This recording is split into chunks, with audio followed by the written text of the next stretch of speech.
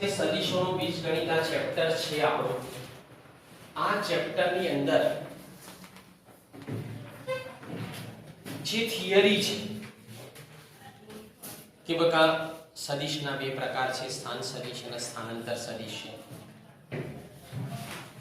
પછી સદિશોનો સરવાળો અનુરૂપ ઘટકોનો સરવાળો કરવાથી મળે છે, સદિશનું માન સસોર કરવાથી મળે છે, કોઈ પણ સદિશને એના માન વડે ભાગવાથી એકમ સદિશ મળે છે. સદિશનું માન મોડ એ તેના ઘટકોનો સ્ક્વેર કરો, સમ કરો અને રૂટ કરો તો તમને મળે છે. ઓકે, તો આ બધી વસ્તુ યાદ રહે એવી છે, એને પાંચ કરવાની છે અને પછી એના આધારે દાખલા ગણવાના છે. હવે દિક ગુણોત્તર માટે તમને એવું કીધું હતું એકવાર પહેલું, દિક ગુણોત્તર, દિક કોસાઇન અને દિક ખૂણા, આ ત્રણ વસ્તુનો દાખલો, આ ત્રણ વસ્તુના દાખલા એક એમસીક્યુ કે એક પ્રશ્ન તમારા કોઈ પણ એક પેપરમાં પૂછાય. બકા તમે જૂના પેપર જોજો, તમને પૂછાતો જોવા એનો પ્રશ્ન તમને પૂછાયેલો જોવા મળશે. હવે એ વસ્તુ બિલકુલ સરળ છે કે દિક ગુણોત્તર કોને કહેવાય. બકા દિક ગુણોત્તર તો સદિશના ઘટકોને કોઈ એક જ સંખ્યા વડે ગુણવાથી મળે છે. એક સદિશ છે બકા, આ એક સદિશ છે. હવે આ સદિશને ત્રણેય ઘટકોને તમે એક જ સંખ્યા વડે ગુણો, એક જ સંખ્યા વડે ગુણો. 1/2 વડે બધાને ગુણો અને કૌંસને દૂર કરી દો, કૌંસમાં નહીં લખવાનું, કૌંસ નહીં કરવાનો, તો એ દિક ગુણોત્તર મળી ગયો એનો. પાઈ વડે ગુણો, પાઈ વડે ગુણો તો દિક ગુણોત્તર મળી ગયો કહેવાય. તમામ ઘટકોને પાઈ વડે ગુણો, કૌંસમાં ના લખો તો દિક ગુણોત્તર મળી ગયો કહેવાય. તો આ વાત થઈ દિક ગુણોત્તર. અચ્છા, દિક કોસાઇન કોને કહેવાય? તો દિક કોસાઇન એ કોઈ પણ સદિશની દિશામાં એકમ સદિશના ઘટકોને, આના ઘટકો મળશે -2/6, -4/6 અને 4/6. એ ઘટકો મળશે, એ ઘટકો જે મળ્યા એકમ સદિશના એને દિક cosine, cos alpha, cos beta, cos gamma કહેવામાં આવે છે. હવે કે જે વ્યાખ્યા છે, વ્યાખ્યામાં એવું છે બકા કે કોઈ પણ શૂન્યેતર સદિશ, હું પેલા કોર્નરમાં માર્કર પેનને ભરાવી દઉં, એની લંબાઈ વાળી અક્ષને OX લઉં, આ પહોળાઈ વાળી અક્ષને હું OY લઉં અને આ હાઈટ વાળી અક્ષને હું OZ લઉં, તો એમ કહી શકાય કે ભાઈ જો કોઈ પણ અવકાશનો કોઈ પણ સદિશ, શૂન્યેતર સદિશ એ અક્ષોના ધન દિશાના, અક્ષોની ધન દિશાઓ ના એકમ સદિશો i bar, j bar, k બાર અને એને આપણે કહીશું OX સાથે, OY સાથે, OZ સાથે આલ્ફા, બીટા અને ગામા માપના ખૂણા બનાવે તો આલ્ફા, બીટા, ગામાને દિક ખૂણાઓ કહેવામાં આવે છે, દિક ખૂણાઓ કહેવામાં આવે છે. અને તેના કોસાઇનના મૂલ્યો cos alpha, cos beta, cos ગામાને દિક કોસાઇન કહેવામાં આવે છે. તો બકા આલ્ફા, બીટા, ગામા શું છે? શું છે આલ્ફા? x અક્ષ, ધન x અક્ષ સાથેનો ખૂણો, ધન x અક્ષ OX, આપણે ધન x અક્ષને OX કહીએ છીએ, ધન x અક્ષને OX કહેવાય. પછી ઋણ x અક્ષને OX ડેશ કહેવાય, ધન y અક્ષને OY કહેવાય, ઋણ y અક્ષને OY ડેશ કહેવાય. તો OX સાથે કો બોલો, ધન x અક્ષ સાથે બોલો, i બાર સાથે બોલો, તો એ ત્રણે સરખું છે અને એનો જે ખૂણો છે એને આલ્ફા કહેવાય. એવી રીતે OY, j બાર સાથેના ખૂણાને બીટા, OZ અને k બાર સાથેના ખૂણાને ગામા કહેવામાં આવે છે. તો એ આલ્ફા, બીટા, ગામા ખૂણા હોય. હવે બકા તમે x અક્ષથી 30 અંશનું માપ લો, બરાબર છે, y અક્ષથી તમે 45 નું માપ લો અને z અક્ષથી તમે 60 નું માપ લો કોણ માપકથી, અને તમે એક સદિશ ફિક્સ કરો. તો એ સદિશ તમે ફિક્સ કરી દો એટલા x અક્ષ સાથે 30 નો ખૂણો બનતો હોય, y અક્ષ સાથે 45 નો બનતો હોય, z અક્ષ સાથે 60 નો બનતો હોય, એવો તમે એક સદિશ ફિક્સ કરી દો તો એ સદિશ ફિક્સ થઈ જાય તો એની દિશા ખબર પડી જાય અને દિશા મહત્વની વસ્તુ છે. સદિશ નામ જ છે બકા સદિશ ભૂમિતિ 10 અને 11 ચેપ્ટરમાં બધું જ કામ દિશાથી નક્કી થાય છે. બધું જ દિશાથી થાય. જેવી રીતે આપણે લોકો રેખા ચેપ્ટર ભણ્યા હતા 11મા ધોરણમાં, તો એમાં રેખાનો ઢાળથી આપણે બધું કરતા. એમાં મહત્વની હતી વસ્તુ રેખાનો ઢાળ. તમને ખબર હોય તો બકા બે રેખા વચ્ચેનો ખૂણો શોધવાનું સૂત્ર હતું tan alpha બરાબર મોડમાં m1 - m2 upon 1 plus m1 m2. તો એમાં m1 અને m2 એ રેખાના ઢાળ દર્શાવે છે. ટૂંકમાં રેખાના ઢાળથી બે રેખા વચ્ચેનો ખૂણો મળતો હતો આપણને. રેખાનો ઢાળ હોય તો રેખાનું સમીકરણ મળતું હતું. તો એવી રીતે સદિશ ચેપ્ટરમાં આ બંને ચેપ્ટરમાં આપણે બધું કામ નક્કી કરીશું, બધું કરીશું. ખૂણો શોધીશું બે સદિશ વચ્ચેનો. ખબર પડી બે સદિશો સમાન છે કે નહીં તે નક્કી કરીશું. એ બધું જ નક્કી કરવા માટે દિશા તો આપણને જરૂર પડશે ને પડશે. તો આ ખૂણા દ્વારા દિશા નક્કી થાય છે એટલે એનું નામ આપ્યું દિક ખૂણા. દિશા દર્શાવતા ખૂણા. દિશાનો દિક ખૂણા. ખબર પડી હવે? અને એ દિક ખૂણાના cos sin ના મૂલ્યો cos alpha cos beta cos gamma ને શું કહેવાય છે? દિક cosine. હવે વ્યાખ્યામાં પહેલા દિક ખૂણા આવે છે, દિક ખૂણાની ચોખવટ થઈ, પછી દિક cosine. જ્યારે દાખલો તમે ગણો ત્યારે પહેલી દિક cosine શોધાશે, પછી દિક ખૂણા. વ્યાખ્યા કરતા દાખલો ગણવામાં કામ કેવું થાય છે? ઊંધું થાય છે. કેવું થાય છે બકા? ઊંધું થાય છે. તો આપણે લાસ્ટ લેક્ચરમાં આની વાત કરી હતી બકા. થિયરી બધી વાંચ કરવાની છે. દિક ગુણોત્તર કોને કહેવાય બોલો? દિક ગુણોત્તર કેવી રીતે મળે? એક જ સંખ્યા વડે બધા ઘટકોનો ગુણવાથી. એક જ સંખ્યા વડે સદિશના બધા જ ઘટકોનો ગુણવાથી શું મળી જાય? દિક ગુણોત્તર. બોલો ફિટ થઈ ગયું? અચ્છા, દિક કોસાઇન કોને કહેવાય છે? હવે દિક કોસાઇન ની વ્યાખ્યા આપી. દિક ખૂણા દિક કોસાઇન ની વ્યાખ્યા સમજાઈ ને? એ વ્યાખ્યા છે, પણ એને શોધવા માટેનું સૂત્ર શું છે? એને શોધવા માટેનું વાક્ય શું છે કે એકમ સદિશના ઘટકોને દિક કોસાઇન કહેવાય. એ પણ લખાયું છે તમને. એકમ સદિશના ઘટકોને દિક કોસાઇન કહેવાય છે, એ પણ તમને લખાવ્યું છે. તો આપણે એકમ સદિશ શોધીએ તો દિક કોસાઇન મળી જાય. બરાબર છે? તો દિક કોસાઇન શોધવા માટે શું કરવાનું છે? બોલો, દિક કોસાઇન શોધવા માટે શું કરીશું આપણે? એકમ સદિશ શોધીશું. શું કરીશું? એકમ સદિશ શોધીશું. તો જો બકા હવે છે તમારો દાખલા નંબર 13 છે, એનો ક્વેશ્ચન વાંચો.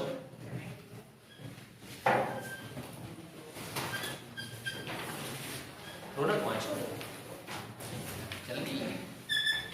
જે સદિશ બિંદુ 1 2 -3 1 2 1 2 -3 એ બિંદુ છે 1 2 -3. ચલો. અને b હા. -1 -2 1 -1 -2 અને 1 છે. તો પછી આગળ વાંચો. ને a થી b તરફની દિશામાં દોડતો હોય તો તે સદિશના દિક કોસાઇન શોધો. બરાબર છે? a થી b તરફ જોડતો હોય તો તે સદિશની દિક કોસાઇન શોધવાની છે. હવે ભાઈ અહીં b માઈનસ a છે. b માઈનસ a બરાબર આપણને ab સદિશ મળે છે. તો -1 -1 -2 -2 -2 -4 1 -3 4 થાય. બકા ab સદિશ શોધવાનું, સ્થાનાંતર સદિશ શોધવાનું સૂત્ર લખાવી દીધું. બોલો, સ્થાનાંતર સદિશને દર્શાવાય છે કેવી રીતે? સદિશના બે પ્રકાર લખાવે, સ્થાન સદિશ અને સ્થાનાંતર સદિશ. બોલો, સ્થાન સદિશ આવો હોય, એક અક્ષર હોય ઉપર 12 હોય, કારણ કે એમાં આરંભ બિંદુ 0 0 0 હોય છે. એક બિંદુ શું હોય છે? એક છેડો 0 0 0 હોય છે. એટલે સ્થાન સદિશમાં એક છેડો 0 0 0 હોય છે, એટલા માટે એમાં એક જ અક્ષર આવે અને ઉપર 12 આવે. સ્થાનાંતર સદિશમાં બંને બિંદુ બંને છેડાનું મહત્વ હોય છે, એટલે એને કેવી રીતે દર્શાવાય? ab સદિશ. અહીંયા a થી b તરફના સદિશની દિક કોસાઇન શોધવાની છે.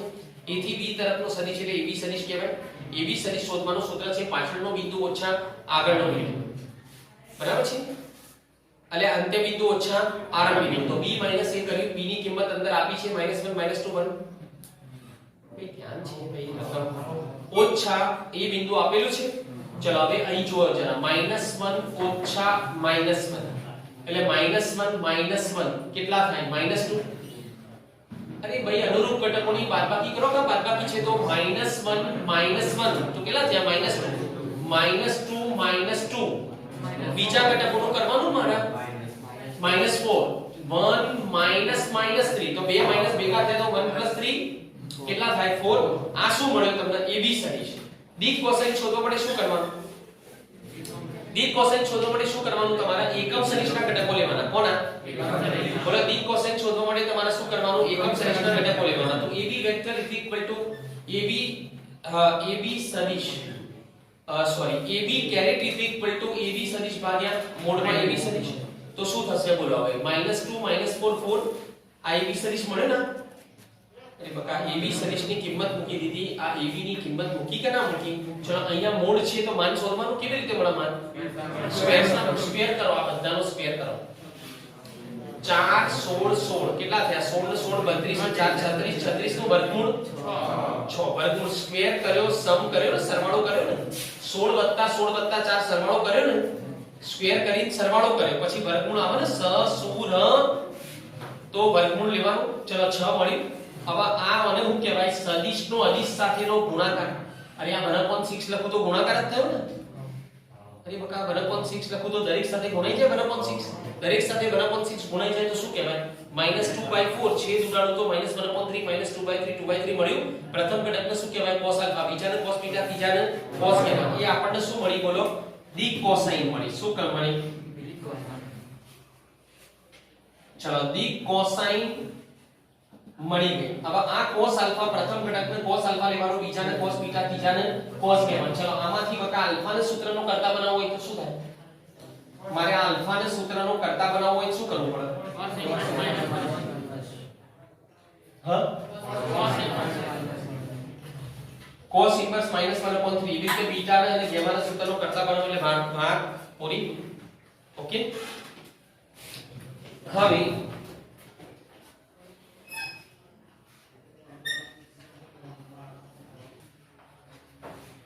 જો હવે રેખાખંડનું વિભાજન રેખાખંડનું જે વિભાજન છે બકા રેખાખંડનું વિભાજન જે છે એના બે પ્રકાર છે રેખાખંડનું અંતઃવિભાજન અને રેખાખંડનું બાહ્ય વિભાજન બોલો રેખાખંડના વિભાજનના બે પ્રકાર છે રેખાખંડનું અંતઃવિભાજન રેખાખંડનું બાહ્ય વિભાજન હવે મેં આગળ તમને શીખવાડ્યું તો ભાઈ કે કોઈ પણ વસ્તુ જે છે કોઈ પણ વસ્તુ છે એનું હંમેશા અંતઃવિભાજન કારણ કે આને અહીંથી કાપી ન શકો તો વસ્તુનું વિભાજન હંમેશા અંતઃવિભાજન હોય છે પણ રેખાખંડ એ રેખાનો એક પાર્ટ છે અને એ રેખાનો એક પાર્ટ છે એટલા માટે રેખાખંડનું વિભાજન એના બે પ્રકાર છે રેખાખંડનું અંતઃવિભાજન એના બે પ્રકાર છે એક અંતઃવિભાજન અને બીજું બાહ્ય વિભાજન અંતઃવિભાજન અને બાહ્ય વિભાજન કારણ એનું એ છે કે રેખાખંડ એ રેખાનો એક પાર્ટ છે કોઈ પણ રેખાખંડ એ રેખાનો એક પાર્ટ છે અને એટલા માટે બકા રેખાખંડના વિભાજન એ અંતઃ પણ હોઈ શકે છે જો વિભાજન કરતો બિંદુ અંદર હોય તો અંતઃવિભાજન અને બી થી જમણી બાજુ હોય કે એ થી ડાબી બાજુ હોય તો એને બાહ્ય વિભાજન કહેવાય છે બાહ્ય વિભાજન તો રેખાખંડમાં બરાબર છે રેખાખંડના વિભાજનમાં વિભાજન કરતો બિંદુ અંદર હોય તો અંતઃવિભાજન અને વિભાજન કરતો બિંદુ આ AB રેખાખંડના બહારના સાઈડે હોય તો બાહ્ય વિભાજન તો અંદર હોય તો અંતઃવિભાજન યાદ રાખો બોલો એ અંતઃવિભાજનમાં વિભાજન કરતો બિંદુ અંદરના ટેન્શન અંદર હોય એટલે એના બીના અંદરના ભાગમાં હોય ઓકે ફિટ કરીને અને બાહ્ય વિભાજનમાં વિભાજન કરતું જે બિંદુ છે એ A થી ડાબી તરફ યા તો B થી જમણી તરફ હોય એટલે AB ના બહારની સાઈડ હોય AB ના તો હવે આ ખબર પડી કે કોને અંતઃવિભાજન ક્યારે હોય ને બાહ્ય વિભાજન ક્યારે હોય હવે એની શરત છે કે અંતઃવિભાજન જો હોય તો ગુણોત્તર ધર્મે હવે આ જે વિભાજન વસ્તુ છે ને એની અંદર ટોટલ ચાર વસ્તુ આવે આ એક રેખાખંડ છે તો એના બે અંત્ય બિંદુ આવે ભાઈ, એક આ છેડો અને એક આ છેડો. હા, રેખાખંડના બે છેડા તો હોય કે ના હોય? એટલે એ બે છેડે બે બિંદુ હોય કે ના હોય? અચ્છા, વચ્ચે જે જગ્યાએ વિભાજન થાય એને વિભાજન કરતું બિંદુ કહેવાય. તો કેટલા બિંદુ થયા આની અંદર? કેટલા બિંદુ થયા? ત્રણ થયા. કેમ ઇન્વોલ્વ નથી થતા તમે? આવો કેમ? કેટલા બિંદુ થયા યાર? બે અંત્ય બિંદુ અને વિભાજન કરતું બિંદુ, ત્રણ વસ્તુ થઈ, ત્રણ બિંદુ થયા કે નહીં? અચ્છા, હજુ એક વસ્તુ ખૂટે છે કે આ જે બિંદુ છે એ કઈ જગ્યાએ છે, એ કઈ જગ્યાએ છે એ આપણે નક્કી કરવું છે. તો એના માટે ગુણોત્તર આવે ભાઈ, કે આ એ બિંદુ છે, આ બી બિંદુ છે, આ પી બિંદુ વિભાજન કરતું લઈએ છીએ તો એપી આપણા પાસે હોય, એપી ભાગ્યા પીબી, એટલે એપી અને પીબી હોય આપણા પાસે, તો આપણે એ થી પી સુધી માન લો કે ભાઈ આ 3 છે 2 છે તો આટલું 3 એકમ માપીએ તો આપણને પી નું સ્થાન ખબર પડે કે ના પડે? એટલે ચોથી વસ્તુ આવે ગુણોત્તર. શું આવે? તો રેખાખંડના વિભાજનમાં 4 વસ્તુ આવે. યાદ રાખો, કેટલી વસ્તુ આવે? 4 વસ્તુ. બે અંત્ય બિંદુ આવે, એક વિભાજન કરતો બિંદુ આવે અને ચોથો ગુણોત્તર આવે. ચોથો બોલો, હવે યાદ રાખશો ભાઈ. વિભાજનમાં કેટલી વસ્તુ આવે? 4 વસ્તુ આવે. કેટલી આવે? 4 વસ્તુ. 4 વસ્તુ હોય તો એનું સૂત્ર બને. 4 વસ્તુ હોય તો એનું સૂત્ર બને. અને એ 4 માંથી કોઈ પણ 3 વસ્તુ હોય તમારા પાસે તો તમને ચોથી મળી જાય. 3 હોય તો ચોથું મળી જાય. જેમ Tn a n - 1 * d છે તો એમાં a છે આપણી પાસે પ્રથમ પદ, n પદનો નંબર છે, d તફાવત છે અને Tn પદ છે. ખબર પડી? હવે આપણી પાસે બકા એક શ્રેણી છે 2 4 6 10 પદ સુધી. તો n બરાબર 10 થાય, a બરાબર 2 થાય, d બરાબર 2 થાય. કિંમત મૂકો તો Tn મળી જાય કે ના મળી જાય? તો એવી રીતે બકા ચલો વિભાજન કરતું રેખાખંડના વિભાજનમાં ના સૂત્રમાં, રેખાખંડના વિભાજનના સૂત્રમાં કેટલી વસ્તુ આવે બકા? 4 વસ્તુ. બોલો ભાઈ, કેટલી વસ્તુ આવે? 4 વસ્તુ. કઈ 4 વસ્તુ આવે? તો બે છેડા આવે, બે અંત્ય બિંદુ આવે, એક વિભાજન કરતો બિંદુ આવે અને ચોથો ગુણોત્તર આવે. ક્લિયર? હા, તો હવે બકા હું તમને આની થિયરી અને સૂત્ર લખાવું છું. આ 4 વસ્તુ માનું એમાં લખો તમે કે જો બિંદુ P કૌંસમાં r બાર a, જો બિંદુ P કૌંસમાં r બાર a, a કૌંસમાં a બાર અને b કૌંસમાં b બાર,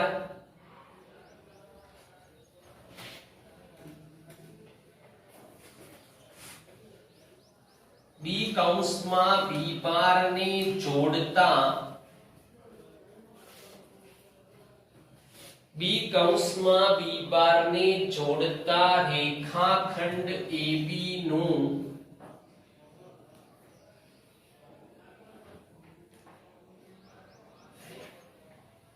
રેખાખંડ AB નું A તરફથી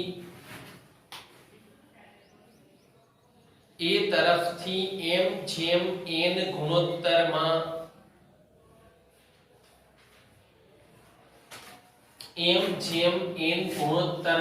વિભાજન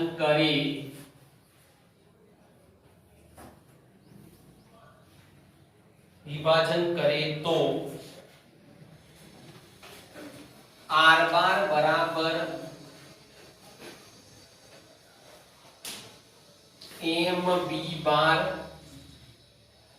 plus n a bar upon m plus n થાય છે.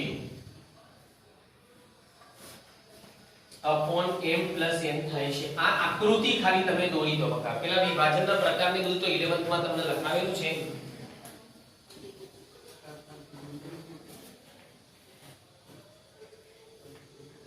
હા, બિંદુ P કૌંસમાં r બાર a, a બાર તથા b બાર ને જોડતા રેખાખંડ AB નું A તરફથી m જેમ n ગુણોત્તરમાં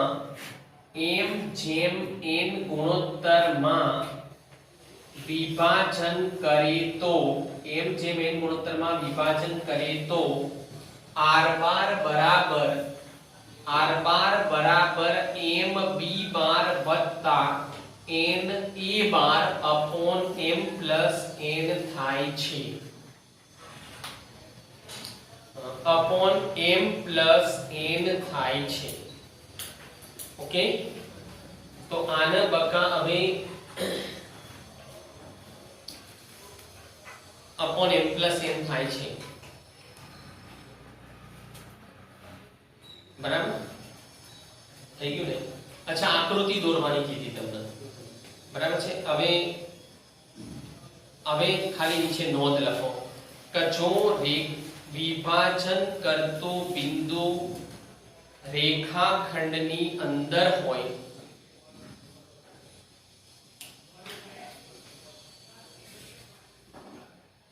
વિભાજન કરતો બિંદુ રેખાખંડની અંદર હોય તો તેને અંતઃવિભાજન કહેવાય. અંતઃવિભાજન કહેવાય. તથા તેમાં વિભાજનનો ગુણોત્તર ધન હોય છે. વિભાજનનો ગુણોત્તર ધન હોય છે.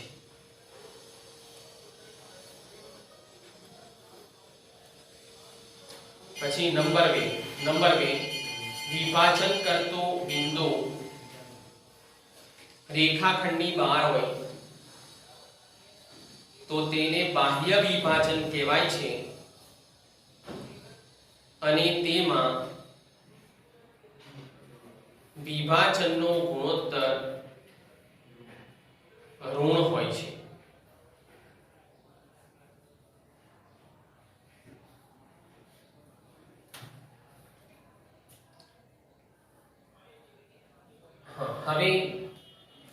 હવે નેક્સ્ટ થિયરી એમાં લખો કે જો p કૌંસમાં r બાર a જો p કૌંસમાં r બાર a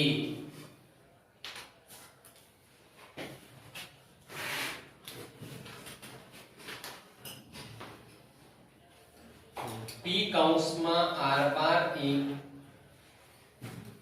રેખાખંડ AB નું મધ્ય બિંદુ હોય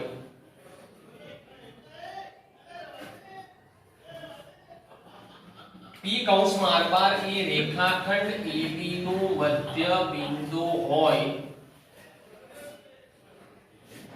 રેખાખંડ AB નું મધ્ય બિંદુ હોય તો r બાર બરાબર a bar plus b bar upon 2 થાય છે. તો r બાર બરાબર a બાર વત્તા b બાર અપોન 2 થાય છે. ઓકે, પછી આગળ લખો બકા ત્રિકોણનો નિયમ. ત્રિકોણનો નિયમ હવે અહીં જોજો જરા, આ એક ત્રિકોણ છે ભાઈ. હવે આ ત્રિકોણમાં ત્રિકોણ ABC છે, આના શિરોબિંદુ ABC છે. હવે આ ભાઈ કે હું AB સદિશ આ બાજુનો સદિશ કયો વત્તા BC સદિશ AB વત્તા BC વત્તા CA બરાબર 0 બાર AB વત્તા BC વત્તા CA AB વત્તા BC વત્તા CA બરાબર 0 બાર. સાંભળજો, અહીં જો પહેલા તમને ગોખવાન નથી. AB સદિશ વત્તા BC સદિશ વત્તા CA સદિશ બરાબર 0 બાર. હું A થી ઉપડ્યો તો પાછો A પર આવી ગયો એટલે આને ત્રિકોણનો નિયમ કહેવાય છે. AB વત્તા BC અથવા હવે સાંભળજો, હું આને આમ લખું AB વત્તા BC. હવે જોજો હો જરા, કોઈ પણ સદિશને બકા તમે બિલકુલ ઉલટાવી દો ને તો એ પ્લસ હોય તો માઈનસ થઈ જાય, માઈનસ હોય તો પ્લસ થઈ જાય. એટલે આ ACA નું હું AC કરું. શું કરું? AC કરું બરાબર. હવે આ AC ને આ બાજુ લઈ જાઉં અને પ્રેક્ટિકલી પણ વિચારો બકા. તો AB વત્તા BC બરાબર AC.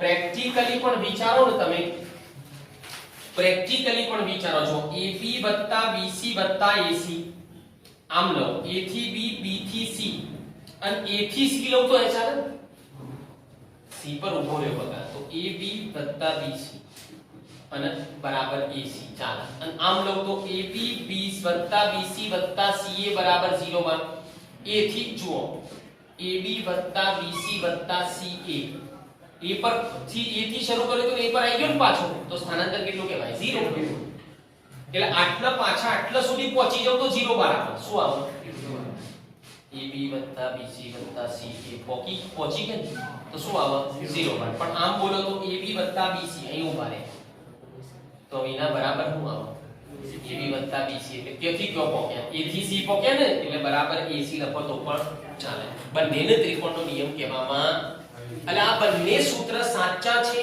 સરખા છે બંનેને ત્રિકોણનો નિયમ કહેવામાં આવે છે બરાબર યાદ રાખી લો એને જોઈન બોલો બંનેને ત્રિકોણનો નિયમ કહેવામાં આવે છે બીજું એક ત્રિકોણની સંકેત પ્રથાની વાત કરું જરા તો જો બકા અથવા હવે આની અંદર છે ને હવે આ AB સદિશને ત્રિકોણની સંકેત પ્રથામાં એવું છે કે ભાઈ A ની સામેની બાજુના સદિશને A બાર કહેવાય B ની સામેની બાજુના સદિશને B બાર કહેવાય છે C ની સામેની બાજુના સદિશને C બાર કહેવાય છે અરે આ સંકેત પ્રથા છે હવે AB ના બદલે શું લખી શકાય AB અહીંયા હો AB ના બદલે શું લખી શકાય C બાર બોલો બકા AB ના બદલે શું લખી શકાય આ AB ના બદલે C બાર સંકેત પ્રથા પ્રમાણે AB ને C બાર વડે દર્શાવાય છે ચલો BC ને કોના વડે દર્શાવાય છે A બાર વડે અને CA ને કોના વડે દર્શાવાય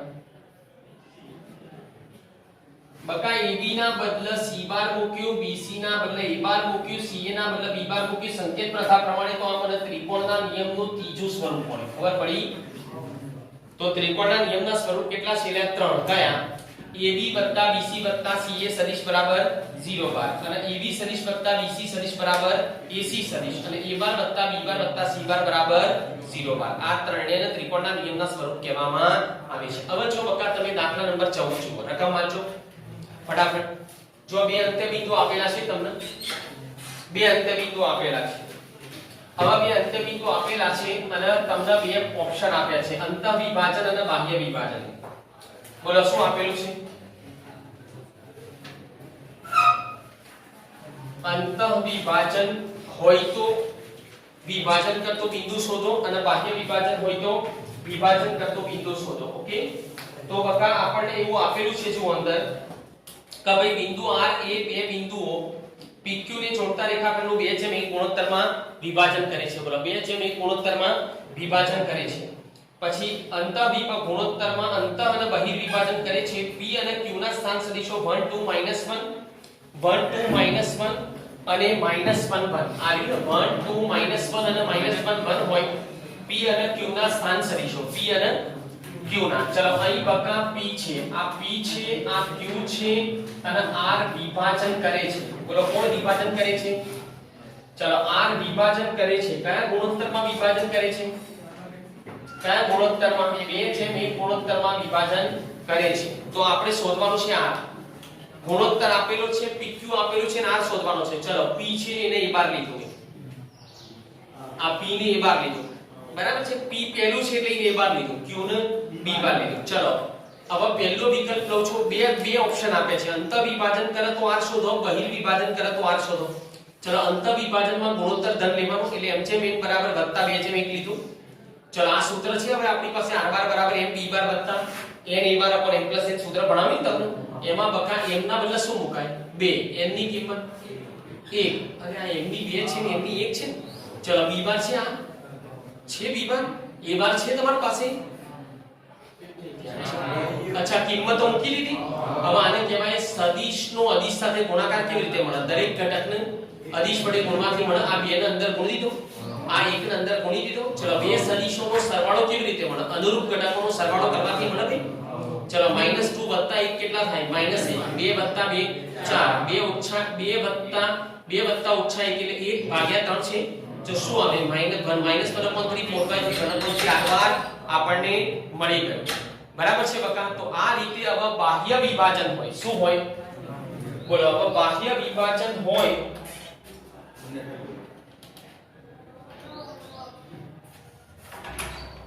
બાહ્ય વિભાજન હોય ને તો તમારે ગુણોત્તર શું લેવાનો છે -2/1 લેવાનો છે શું લેવાનો છે બોલો ક્લિયર ને હવે આ જે છે ભાઈ આ વિભાજનની વાત છે બોલો આવડી જશે ને તમને ઓકે હવે જો એના પછીનો જે દાખલો છે બકા એમાં મધ્ય બિંદુનો સ્થાન સદિશ શોધવાનો છે બોલો મધ્ય બિંદુ માટેનું શું કરવાનું તમારે 2 3 4 છે એક બિંદુ એક 2 3 4 છે બીજું શું છે 2 3 4 વત્તા 4 1 -2 એનો સરવાળો કરીને ભાગ્યા 2 કરો એટલે તમને મધ્ય બિંદુ મળી છે મધ્ય બિંદુ માટે તમારા બંનેનો સરેરાશ લેવાનો ઓકે ચલો પછી આકૃતિમાં બકા જો AB + BC એ આ સૂત્ર ભણાય ત્રિકોણનો નિયમ એના આધારે સોલ્વ કરવાનું છે ઓકે અને 19મો એ સમરેખ વાળો છે બકા એ પણ તમે સમરેખ સદિશોની વ્યાખ્યા આપી છે એટલે એ પ્રમાણે તમે કરી શકો છો